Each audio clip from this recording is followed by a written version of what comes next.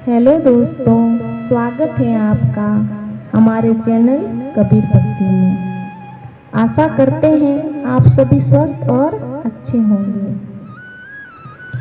तो दोस्तों, आप सब जानते ही हैं कि हिंदू धर्म में श्राद्ध कर्म कांड और पितृ पूजा को विशिष्ट स्थान दिया जाता है।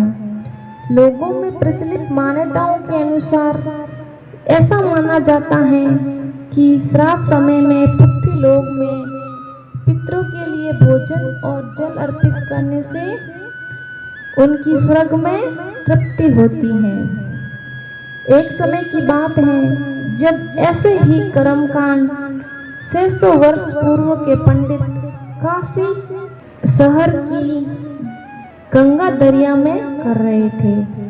वहां तट पर खड़े कबीर यह दृश्य देख रहे थे, जैसे कि कबीर ने अपने दोहों और लोकोक्तियों के माध्यम से अंधविश्वास और पाखंडवाद पर गहरी चोट दी है। उसी प्रकार उस समय भी कबीर ने पंडितों के इस भ्रम को तोड़ने के लिए क्या क्या प्रतिक्रियाएं की और कैसे की, इस कहानी के माध्यम से जानेंगे। एक समय कबीर सुबह के समय गंगा नदी के घाट पर चले गए। वहां ब्राह्मण लोग सूर्य के सामने मुख करके दोनों हाथों से जल लेकर मंत्रों के उच्चारण करते हुए जल को सूर्य को अर्पित कर रहे थे। कबीर ये सब देख रहे थे।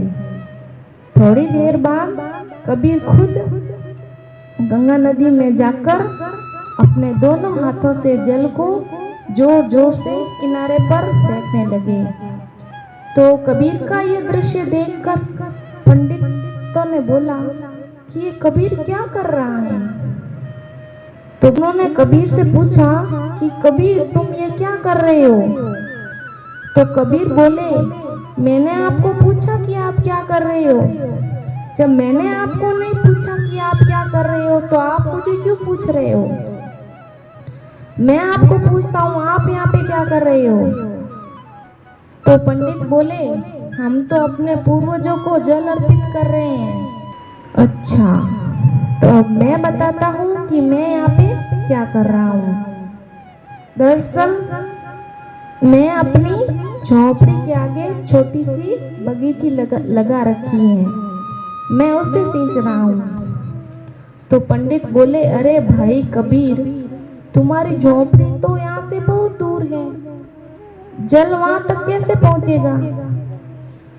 तो कबीर बोले,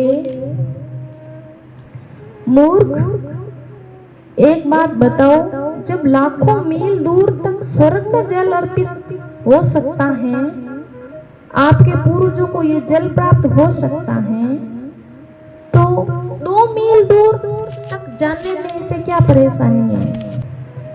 तो दोस्तों, इसी प्रकार कबीर का सटीक तर्क सुनकर काशी के पंडित समझ गए कि हमारी ये क्रियाएं व्यर्थ हैं।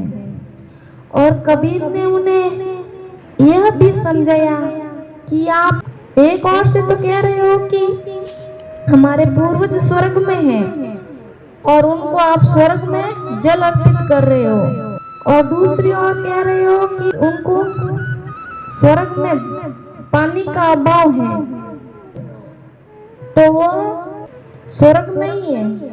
अगर वहां पे पानी का अभाव है तो वो स्वर्ग नहीं है, वो तो रेगिस्तान होगा।